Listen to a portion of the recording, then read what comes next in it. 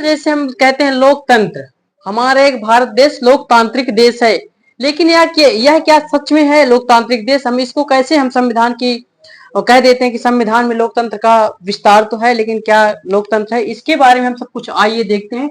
लोकतंत्र, दो प्रकार के लोकतंत्र होता है, एक उदार लोकतंत्र, एक नॉर्मल लोकतंत्र। उदार लोकतंत्र, हमारा भारत देश क्या है? एक उदार लोकतंत्र है, जिसको हम संविधानवाद कहते हैं। देखते हैं लोकतंत्र की पहचान के लिए क्या क्या गुण होने चाहिए लोकतंत्र में, इसको सब हम आज देखेंगे। ठीक है, तो आइए देखते हैं। पहले क्या है, हम तभी लोकतंत्र मानेंगे जब ये सभी बिंदु इसमें रहते हैं, तब हम लोकतंत्र मानते हैं। जैसे अब्राहम लिंकन ने कहा, जनता का शासन, जनता के द्वारा शासन, जनता के लिए शासन।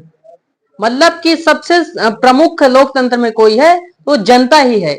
वो जनता ही चुनती है, अपने नेता को चुनती है, और वो नेता ही फिर आपके साथ चाहे अच्छा करे चाहे बुरा करे, वो तो भैया आपने चुना है। अब देखते हैं क्या क्या इसके।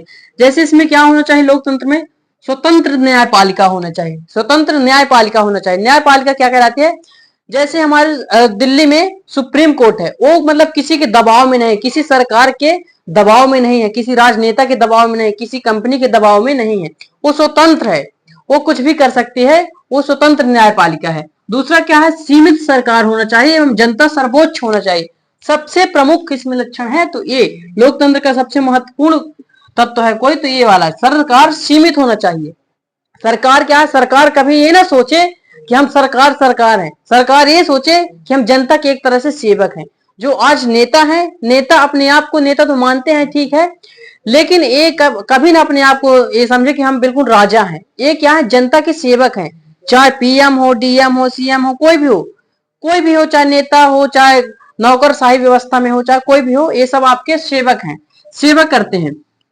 अब विधि का शासन होना चाहिए। विधि का शासन यानी क्या है, सभी के लिए, सभी भारत के नागरिकों के लिए जब एक ही नियम रहेगा। जैसे कोई गलत अपराध किया, उस सजा का प्रावधान सभी को बराबर होना चाहिए। ये नहीं कि किसी को ज्यादा होना चाहिए, किसी को कम होना चाहिए।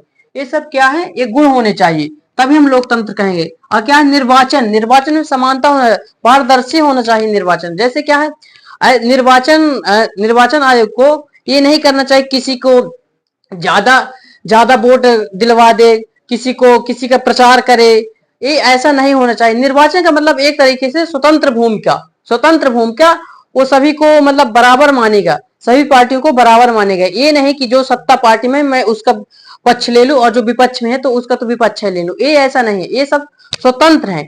ये क्या है, यही संभालते हैं। जब ये सभी गुण हो जाते हैं तभी हमारा संविधान एक मजबूत कहलाता है। इसी को हम कह देते हैं संविधानवाद। और फिर क्या है, जैसे इसमें धर्म सीमित होना चाहिए। सभी धर्म, जितने भी धर्म हैं, सबको समान मानना चाहिए। ये ऐसा नहीं है कि मुस्लिम धर्म को बढ़ावा दिया जाए, कि हिंदू को बढ़ावा दिया जाए, किसी एक को, किसी विशेष धर्म को बढ़ावा नहीं दिया जाएगा। सभी धर्म एक तरह से समान रूप में रहेंगे, न किसी के साथ छेड़खानी किया जाएगी। उनके मानने की आस्था होती है, वो माने, प्रचार करें, सब कुछ ये संविधान में ही लिखा है। संविधान में ही है जो आपको हर एक तरह से आजादी देता है। और फिर क्या, तटस्थ नौकरशाह। तटस्थ क्या है, नौकरशाह मतलब कि जो भी आपके गांव के सेक्रेटरी ले लीजिए, जो भी सरकारी कर्मचारी हैं, वो सभी के साथ समान समान व्यवहार करे, समान व्यवहार करे। ऐसा नहीं है कि अब किसी का पटवारी फूफा जी हैं तो अपने रिलेशन वालों बच का ही काम करे और दूसरे से घृणा रखे, ऐसा नहीं। तटस्थ नौकरशाह, तभी जाके एक लोकतंत्र की नींव रखी जाती, तभी हम इसको कह देते हैं संविधानवाद। संविधान तो होता है लेकिन संविधानवाद नहीं होता। सभी देशों में संविधान तो होता है लेकिन संविधानवाद नहीं होता।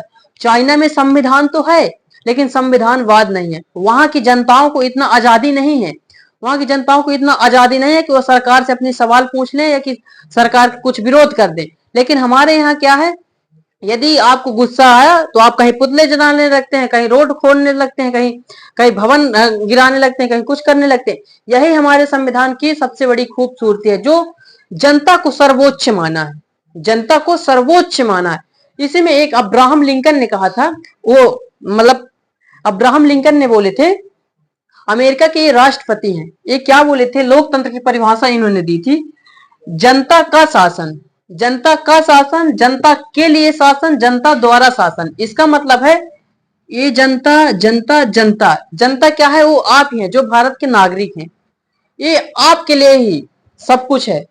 नेता आपके लिए सब कुछ करेंगे, नेता आपके लिए सब कुछ करें, लेकिन आपका भी एक दायित्व बनता है कि एक ऐसे पढ़े लिखे नेता का चयन करें जो आपके सुख दुख में हर एक तरीके से साथ दे। स्वास्थ्य स्वास्थ्य के क्षेत्र में, शिक्षा के क्षेत्र में, व्यापार के क्षेत्र में, सब में आपको भागीदारी दे।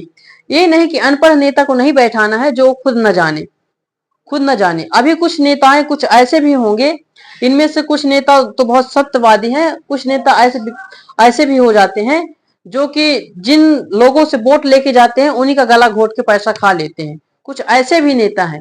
अब मैं नहीं कह सकता कि किस पार्टी में कौन सा नेता है, ये सब आप स्वयं जानते हैं कि कौन सी पार्टी क्या कहाँ है, ये आप ही निर्णय ले सकते हैं।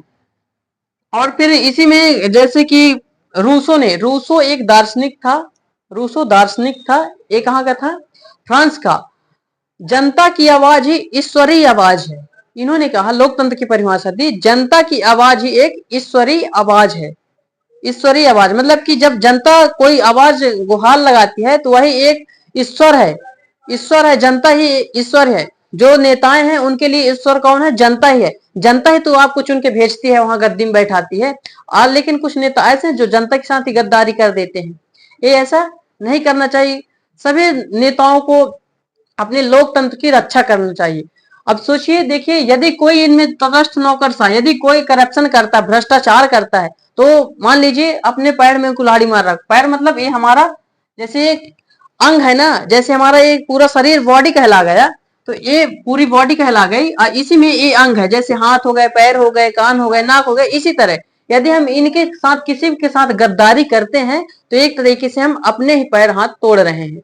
ये आप ना सोचिए कि जो शासन की हम चोरी कर लेते हैं तो शासन का, सरकार का, वो मेरा है, वो अपना है, वो किसी की नहीं है, वो हमारी संपत्ति है। ठीक है, तो हमको लोकतंत्र में सबकी रक्षा भी करना चाहिए, सबका सम्मान भी करना चाहिए, किसी से घृणा नहीं करना चाहिए। ठीक है, और हमारे महापुरुषों ने कितना सोच समझ के लोकतंत्र को अपनाया होगा।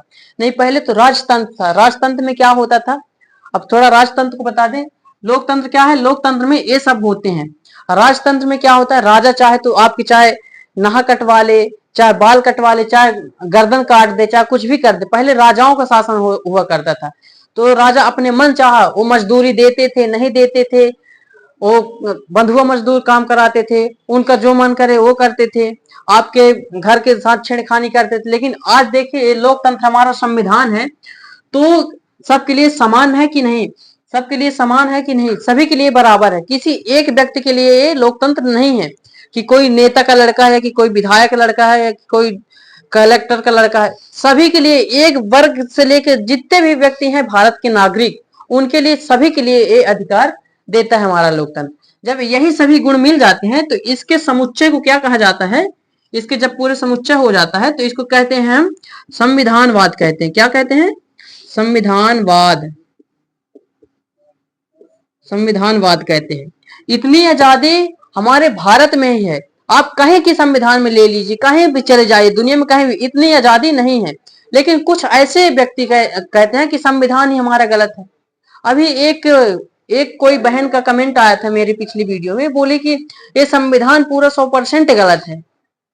मैं बोला कि आप कैसे कह सकते हैं? संविधान जो आप ये लिखी हैं, जो आप ये लिख के आप अपनी अभिव्यक्ति जारी किए हैं, ये संविधान की ही देन है।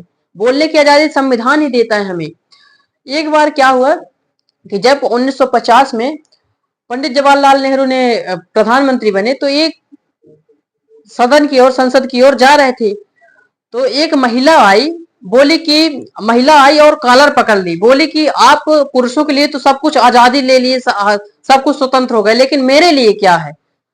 तो बड़े मुस्कुरा के, बड़े प्यारे शब्दों से बोले पंडित जवाहरलाल नेहरू कि ये आपका ही, मान लीजिए, अधिकार समझिए, कुछ भी समझिए, जो आज हमारे गले के कॉलर पकड़ लिए हैं, ये लोकतंत्र है, ये लोकतंत्र ही है। नहीं तो वरना जो राजतंत्र होता तो अभी अभी पता नहीं क्या से क्या हो जाता। तो लोकतंत्र की इतनी पावर होती है दोस्तों।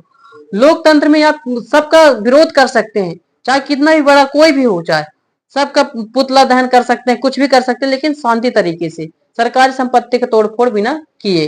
ठीक है, तो हमको बताइए आप कमेंट में कि ये वीडियो कैसी लगी। और आज के लिए इतना ही, धन्यवाद।